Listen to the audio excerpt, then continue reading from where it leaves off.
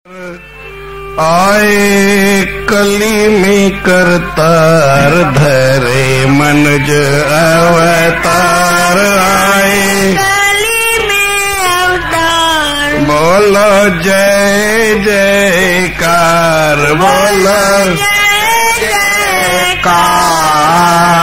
सतगुर ते हो राम की, स्वामी ते हो राम की। धरे मनुज अवतार आए कली में करतार। धरे मनुज अवतार आए कली में करतार। बोलो जय जयकार, बोलो सतगुर देव राम की, स्वामी देव राम की। अपने जीवन को तपसी बनाया, अपने जीवन को तपसी बनाया, अपने जीवन को तपसी बनाया, अपने जीवन को तपसी बनाया। सत्य मार्ग में सबको लगाया, सत्य मार्ग में सबको लगाया। हरि ज्ञान गजकार भगे संशय सियार, हरि ज्ञान गजकार भगे संशय सियार। बोलो जय जयकार, बोलो जय जयकार। सतगुर देव राम की, स्वामी देव राम की। धरे मनुष्य अवतार आए कली में करतार,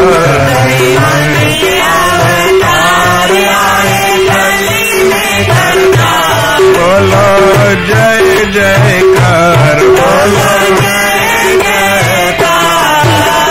सतगुर देव राम की, स्वामी देव राम की। वचन मीठे सर्व को सुनाया, वचन मीठे सर्व को सुनाया। छल झूठ कपट को हटाया, वचन मीठे कपट को हटाया।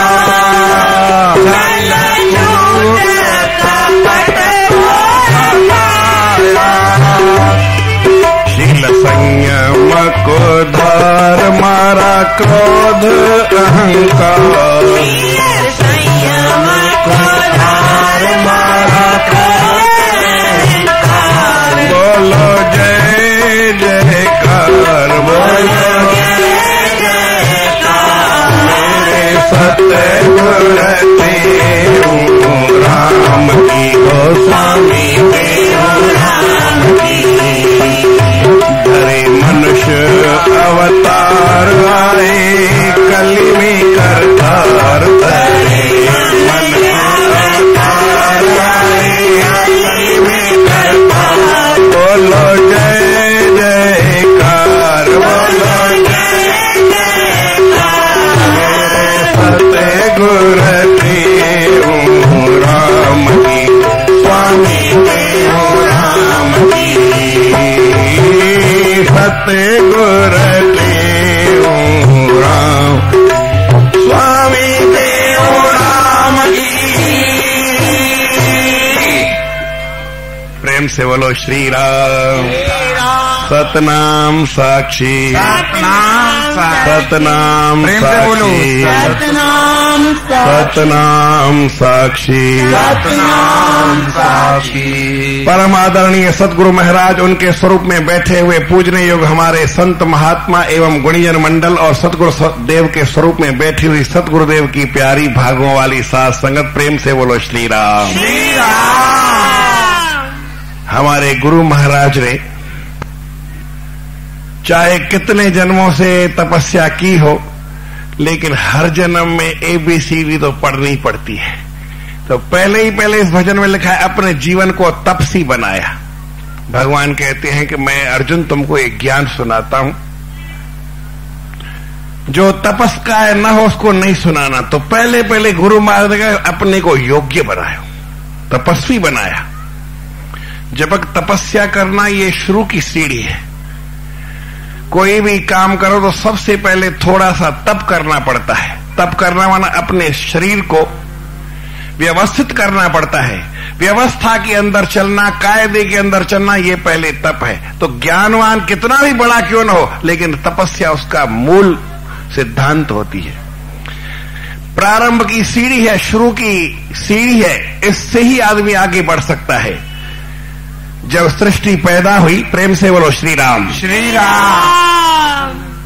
ब्रह्मा जी पैदा हुए, इधर उधर ढूंढने लगे, मुझे किसने पैदा किया है। कमल के फूल के ऊपर बैठे थे, विचार किया, आकाशवाणी हुई, एक खंभा प्रकट हुआ कि मैंने तुमको किया है पैदा।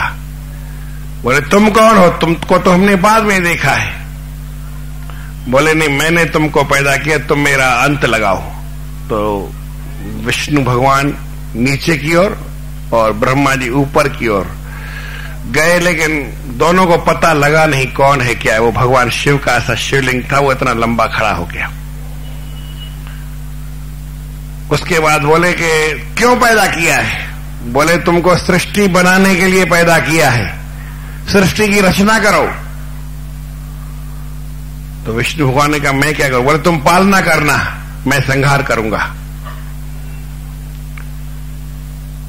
तो ब्रह्मा को सृष्टि जब पैदा करने के लिए कहा गया तो उसने सोचा मैं करूं, तो उससे सृष्टि पैदा नहीं हुई।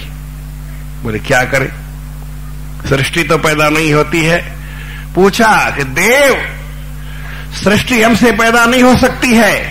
बोले कोई बात नहीं, पहले तुम तपस्या करो। तप बल रचे ऊपर पंच वेदा, हरे राम। तप बल रचे ऊपर पंच वेदा, तप बल विष्णु सकल जगत त्राता, तप बल विष्णु सकल जगत त्राता, तप बल शंभु, तप बल शंभु करहि संहार, तप बल शंभु, तप बल शंभु करहि संहार,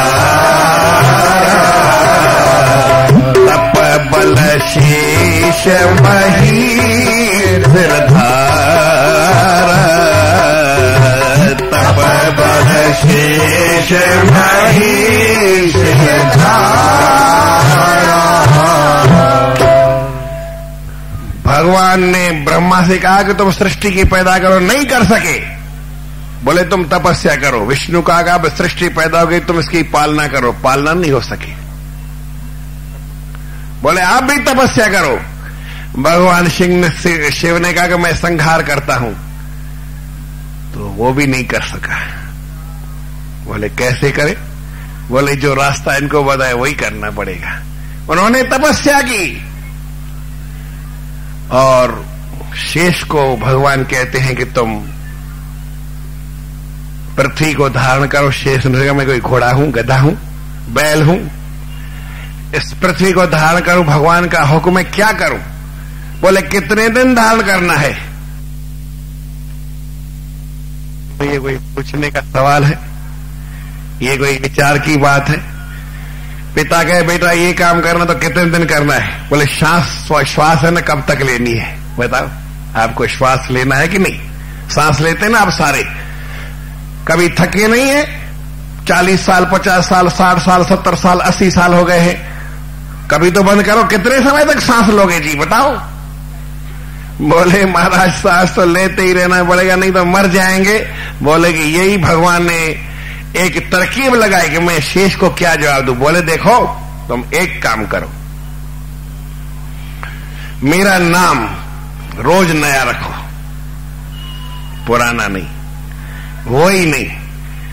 और उनके शेष भगवान के कितने मुख है जी? 1000 मुख है। तो मैंने 10 की गिनती बताई थी, बताया था तो कितने लाखों, उसमें ही 5-10 हजार साल हो जाते हैं 10 में, और 11 हो तो उसका 20-25 हजार हो जाएगा, है ना? और चलते जाओ कितना, तो ये कभी समाप्त होने वाला, 1000 तक पहुंचना है, गिनती घुमाओ। भगवान ने कहा कि ऐसा ही काम करते हैं कि जब तक ये श्वास लेता रहे तब तक पृथ्वी उठाता रहे। लेकिन कहा ऐसे नहीं, बोले देखो आज तुम मेरे नाम रखो, अगर वही नाम तुमने रख दिया तो पृथ्वी छोड़ देना, नाम मेरे खत्म हो जाए, वही दोबारा नाम नहीं लेना है, उस मुख से दोबारा नाम दूसरा नहीं आएगा, दूसरे मुख से तो अलग आएगा, लेकिन उस मुख से एक ही बार नाम लेना है। तो आज तक वो पृथ्वी चल रही है, कितना चलेगी तो मैं हिसाब लगाऊंगा कि कितने साल तक चलेगी। अभी 2 अरब साल हो गए हैं, वो उठा के खड़ाई है, उठाए रखी है उसने, पर उसने धारण नहीं कर सका तो कैसे किया? उसने भी तपस्या की। बिना तपस्या के किसी को भी कुछ मिलने वाला नहीं है, तपस्या ही सबका मूल है, परंतु तपस्या पहली सीढ़ी है, ये आखिरी सीढ़ी नहीं है। इसलिए भगवान श्री कृष्ण गीता में कहते हैं तपस्वी भ्यो धिको योगी ज्ञानी भ्योपि मतोधिक है कर्मी भ्यश्चाधिको योगी तस्मात् योगी भवार्जुन। अर्जुन तू योगी बन जा। तपस्या करते करते करते अपनी मंजिल है योग तक, जुड़ने तक। तपस्या करो परमात्मा से मिलने के लिए, और परमात्मा से मिलने तक आपको तपस्या करनी है, और मिल गए तब भी तपस्या वही है, उस तपस्या का फल है आप योगी बन जाएंगे। तो हमारे गुरु महाराज कैसे थे? कर्म योग को खूब कायम योगी बने, पर कब? पहले अपने जीवन को तपस्वी बनाया, फिर सत्य मार्ग में सबको लगाया। सबको ऐसे सत्य मार्ग में, जैसे ब्रह्मा जी सृष्टि नहीं पैदा कर सके, जैसे विष्णु पालन नहीं कर सके, ऐसे सत्य का मार्ग भी दिखाना हर एक के लिए मुमकिन नहीं है। जो तपस्वी होगा वही सबको सत्य का मार्ग दिखा सकता है, जो तपस्वी नहीं है वो किसी को सत्य का मार्ग नहीं बता सकता है। प्रेम से बोलो श्री राम। दीपक जैसे जान जैसे जान जलाई, जान जला कर ज्योति बनाई, जान जला कर ज्योति बनाई। पंथ दिखलाया था मनुष्य बन आया था, उसने दिखलाया मनुष्य बन आया था। राम गुरुदेव मनुष्य बन आया था, मनुष्य बन आया।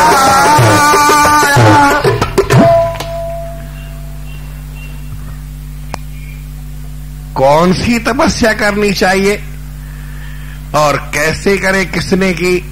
हमारे गुरु महाराज को प्राप्त करने के लिए हमारे गुरु महाराज की मां ने पहले तपस्या की। संत आए, उनकी सेवा की, उनको भोजन खिलाया, उनकी सच्ची भावना से सेवा की, उनसे वरदान लिया, और वरदान लेने के बाद 40 दिन का व्रत रखा, और तब जाकर के उसको गुरु महाराज के पुत्र रूप में प्राप्ति हुई।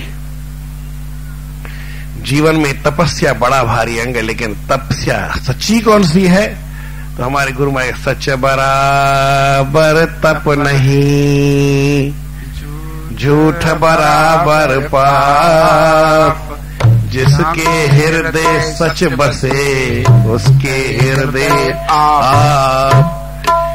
सत्य बोलना, ये बड़ी बात। सत्य का मार्ग सबको दिखाया। तपस्या मैं करता हूं, आप भी करो। ये तपस्या नहीं है कि हम एक पैर पे खड़े हो जाए, उसको हठ योग कहते हैं। उसको तपस्या कहते हैं, लेकिन उसका नाम है हठ योग। हठ माने हठात, जबरदस्ती। एक पैर पे खड़ा हो रहा, एक पैर के अंगूठे के ऊपर खड़ा हो जाना, 10 दिन भोजन नहीं करना,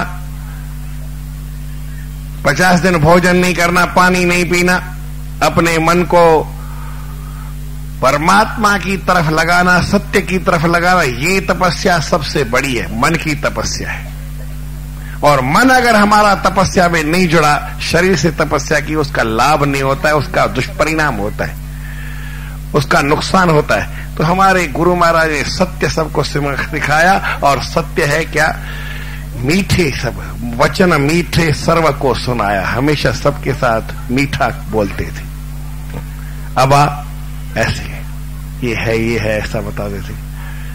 अगर किसी के ऊपर गुस्से हो जाता तो इतना कहते वंजमावट, बस इससे ज्यादा गुस्सा नहीं करते थे। और वो भी हंस देते थे। एक बार किसी ने गुस्सा किया और हंस गया। बोला तुमको गुस्सा करना भी नहीं आता है तो क्या करें? गुस्सा तो करे लेकिन हंस दे तो फिर क्या हो? गुस्सा कहां रहा? जीवन में गुस्से को अपने वश में करना, अभिमान को वश में करना बड़ी बात है। यही शील संयम को धार मारा क्रोध और अहंकार। क्रोध को भी मार दिया, अभिमान को भी मार दिया। कितनी बड़ी तपस्या है, सरल से सरल तपस्या है। और इसी को ही कठिन से कठिन तपस्या कहते हैं। और इसका ही सबसे ज्यादा फल मिलता है। मन में कभी क्रोध नहीं आना चाहिए, मन में अभिमान नहीं आना चाहिए। बाकी लोभ लालच शोभ, तो देखो संत महात्मा को लोभ कम है क्या? आपको 2 पैसे की इच्छा होगी, संत को 2 रुपए की इच्छा होती है, 2000 की, 2 लाख की, 2 करोड़ की, 2 अरब की, पता नहीं कितनी, परंतु इच्छा नहीं होती है।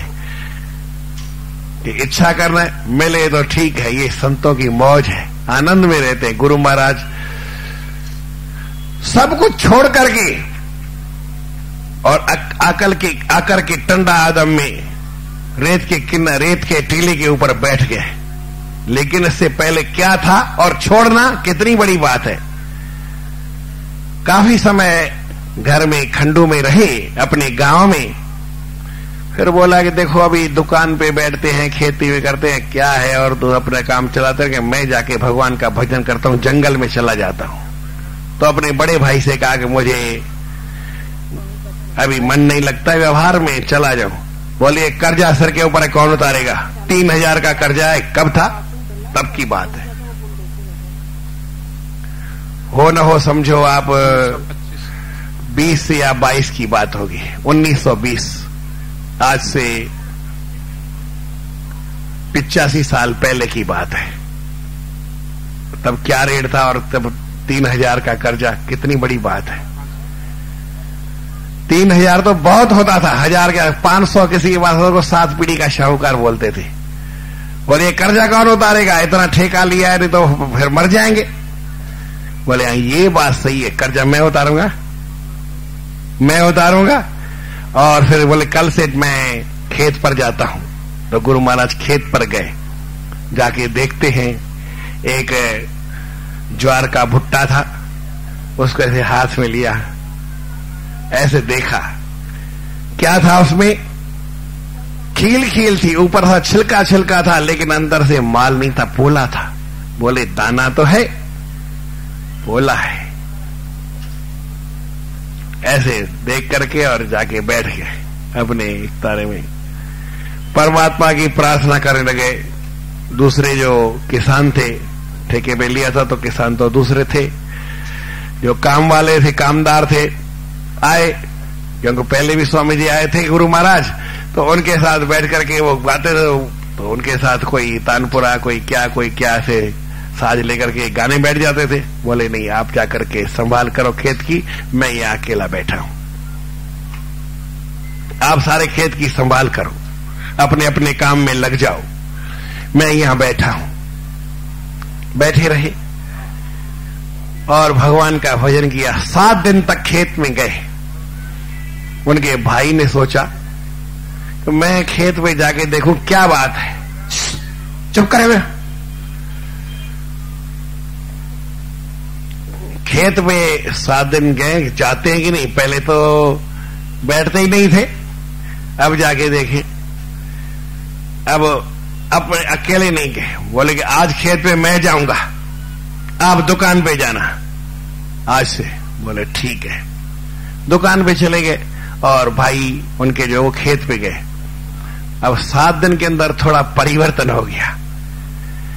जाके देखा कमाल है, वो जो पुराने भुट्टे थे जिनमें दाना नहीं था, केवल छिलका छिलका था, वो तो गिर गए हैं। नए भुट्टे पर वो मजबूत है, ठोस है, दाना है लेकिन भारी दाना है। आपको याद होना चाहिए, ज्वार या बाजरा या गेहूं, इसका दाना भारी हो तो अच्छा है, लेकिन चावल का दाना हल्का हो तो अच्छा है, पतला हो तो अच्छा है, ऐसा है ना, लंबा होता है, जिसको अनाज की पहचान है। बोले अब तो इसमें फायदा ही होगा, क्यों किसान है वो तो एक बार देखने से मालूम पड़ जाता कि ये भुट्टा कैसा निकलेगा खेत खाली। बोले पता ये तो कमाल है। और इधर दुकान पे जाके देखा, 2-3 दिन दुकान पे गए, फिर बोले दुकान पे तो देखा था माल सारा भरा हुआ है। बोले पता नहीं ये कोई शक्ति है, कोई कमाल है, पहले क्या भुट्टा था अब क्या भुट्टा है, और दुकान पहले ऐसा चलता था अब कैसा चलता है, इसमें इतना माल भरा है। तो पूछा ये माल कहां से, उधार से लाए हो? बोले नहीं, किसी को लेना भी नहीं है और किसी को नहीं लेना, न देना, मगन रहना, किसी के लेना देना नहीं है, सब उधार पे नहीं, कैश पे माल आया है, रोकड़ में माल आया है। दुकान भी भरा हुआ है, इतना लाभ है। घूम करके आके स्वामी जी को नमस्कार करने लगे, एकदम से पीछे हट गए। तुम मेरे बड़े भाई हो, ये क्या करते हो? बोले नहीं, तुम कोई शक्ति हो, मुझे माफ करना, मैंने तुमको कम ज्यादा। बोले नहीं, आप मेरे भाई, बड़े भाई हो, आपने मुझे अच्छा कहा, मुझे समझाने के लिए कहा है, कोई बात नहीं। खेत में कहते हैं कि सारा कर्जा तो उतर गया, लेकिन उससे 1000-2000 के 500 बचा, जो नुकसान पड़ने वाला था नुकसान सारा पूरा कर दिया। बोले अब जाऊं? बोले अभी वो खरीफ की फसल है, खरबूजे की खेती है, वो निकालने पड़ेंगे, वो कैसे? बोले ठीक है, वो भी पूरी करके जाते, वो भी पूरा किया। बोले अब दुकान में माल भरा हुआ है, कर्जा कोई नहीं है, खेती से भी थोड़ा बचा, खरबूजे की खेती से भी बचा है, अब तुम कमाओ तो कमाना, नहीं कमाओ तो नहीं कमाना, दुकान में इतना है तुम खा सकते हो, जब चाहे दुकान खोलना, नहीं खोलना आपकी इच्छा। अब मैं भजन करने जाता हूं। भरी संपत्ति, भरा घर छोड़ करके भगवान का भजन करने गए। ऐसा नहीं है जैसा गोस्वामी तुलसीदास दिए, संत कैसे बनते हैं, नार वोई गृह संपत नासी, मूंड मुंडाए भय सन्यासी, ऐसा नहीं। अपनी संसार की सारी जिम्मेवारी पूरी करके और भरा हुआ घर छोड़ करके फिर जाकर के जंगल में बैठ गए। कहां बैठे? रेत के ऊपर। कहां बैठे? कांटों में, कंडी के पेड़ के नीचे। कहां बैठे? जहां पे दिन में तपत होती थी और रात को और रेत इतना ठंडा हो जाता था। हम तो यहां मेला क्षेत्र में नहीं बैठ सकते हैं, जहां में दिन में गर्मी पड़ती है और रात में सर्दी पड़ती है, रात को रजाई ओढ़नी पड़ती है, क्योंकि रेत है, जल्दी ठंडा होता है, जल्दी गर्म होता है। लेकिन वो गुरु महाराज 30 फुट, ये तो अभी 20 फुट है बीच में, भाई ज्यादा नहीं है, बीच में 20 फुट है, इसका भी 1.5 गुना ज्यादा, ये जो बीच में आप देखते हैं ना, इसका भी 1.5 गुना ज्यादा ऊपर इतना रेत था। इस रेत के ऊपर पांव ही आदमी का धंस जाए। आप कभी रेत के ऊपर चल के देखो, और दिन में दोपहरी में कभी खड़े होके देखो, लेकिन ऐसी जगह बैठ करके हमारे गुरु महाराज ने तपस्या किया और सबको क्या सिखाया? एक ही बात सिखाई, वो बताओ। नित प्रेम का पाठ पढ़ाया, नित प्रेम का पाठ पढ़ाया, सब जीवों का द्वेष उड़ाया, सब जीव गरीबों का देश उड़ाया। ये कैसे हो सकता है? एक तो सबको प्रेम की बात सिखाई, फिर मन का जो द्वेष है वो नहीं जाता है। वो गुरु महाराज के दर्शन से, शक्ति से वो चला गया। कब? योग शास्त्र के अंदर पतंजलि महाराज लिखते हैं कि अहिंसा प्रतिष्ठायाम तत्सन्निधौ वैर त्याग है। जहां पे अहिंसा की पक्की प्रतिष्ठा होती है, मन में अहिंसा का भाव होता है, किसी को तन से, मन से, धन से, वाणी से दुख देने की भावना निकल जाए, किसी भी तरह से किसी को दुख न हो, हर प्राणी सुखी रहे। सर्वे भवन्तु सुखिनः सर्वे सन्तु निरामया सर्वे भद्राणि पश्यन्तु मा कश्चित् दुख भाग भवेत्। कोई दुख का भागीदार न हो, सबको सुख मिले। जहां ऐसी भावना दृढ़ होती है तो आदमी सामने जो वैर वाले आदमी है, कुत्ता और बिल्ली, वो झगड़ा नहीं करते। मैंने हरिद्वार में देखा और मेरे को संत ने दिखाया, देखो मैं खड़ा हूं जब तक एक ही थाली के अंदर कुत्ता भी दूध पी रहा है और बिल्ली भी दूध पी रही है, दोनों लड़ते नहीं है। मैंने देखा। बोले भाव नहीं। मैंने कहा आप हट जाओ। बोले फिर कुत्ता बिल्ली को रुकने नहीं देगा। हमारे संत अर्जुन प्रकाश जी थे हरिद्वार में, वो बड़े प्रेम से इनकी पशु पक्षियों की सेवा करते थे। बोले मैं खड़ा हूं, आप भी मेरे साथ खड़े हो। एक बार वो बता रहे थे, जब बैठे थे अकेले हरिद्वार में तो खाली था, बैठा, एक दूसरे की बातें सुनी। बोले कि मैं भी जयपुर में था, तब वो संत अर्जुन प्रकाश जी बता रहे थे, मैं जयपुर में था तो एक संत मेरे पास आए, तो मैंने संत को कहा देखो ये जितने पक्षी बैठे हैं ना पेड़ के ऊपर, मैं कहूंगा, इनको इशारा करूंगा तो सारे नीचे आ जाएंगे, इधर आके बैठ जाएंगे, नीचे बैठेंगे, उड़ेंगे नहीं। बोले ऐसा कैसे हो सकता है? बोले हाँ, कहो तो दिखाऊं। तो उसने जेब से रुमाल निकाला, ऐसे रुमाल नीचे किया तो सारे पक्षी नीचे आके बैठ गए। क्या कमाल है, कितनी बड़ी बात है। पर मन में वैर न रहे, इतनी भावना हमें पवित्र बनाएगी। कैसे बनाएंगे? गुरु महाराज ने कैसे बनाई? देखे विवेक विचार, देखे विवेक विचार मेता मन का विकार, मन का विकार। बोलो जय जयकार, बोलो जय जयकार। मेरे सतगुरु देव राम की, स्वामी देव राम की। तो धारे हृदय सहारन शक्ति, धारे हृदय सहारन शक्ति।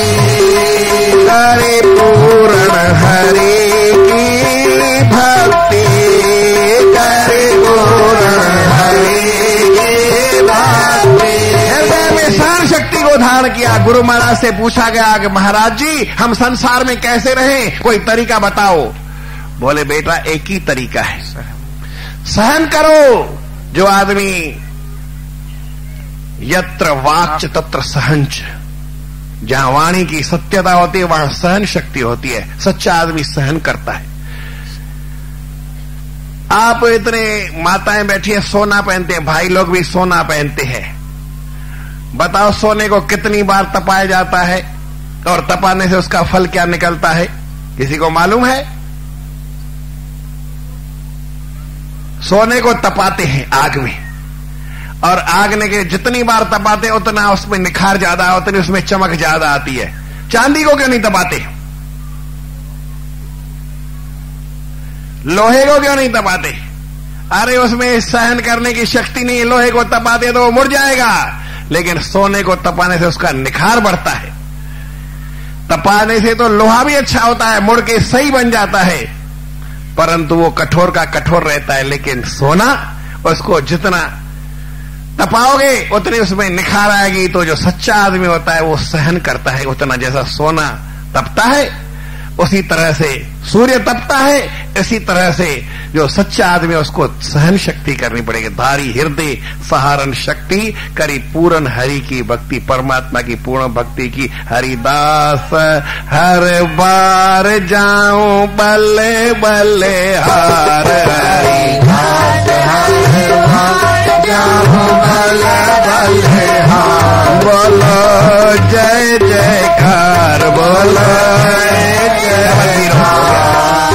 सत्य गुर देव राम की स्वामी देव राम की हरे मनुष्य अवतार आए कल में करतार आए अवतार आए कल में करतार बोलो जय जयकार बोलो सत्य गुर देव राम की स्वामी देव राम। डबल 0 पूरा है। हाँ भाई नया मुझे भजन केर चांदो भाई। ए भाई देखो ए हवा आए आए हवा ना पोत दे जाए मुझे सत्य गोरा के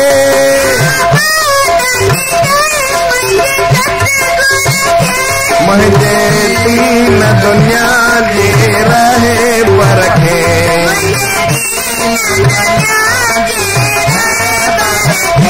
किथे किथे वसे थो अमरा पर जो साई किथे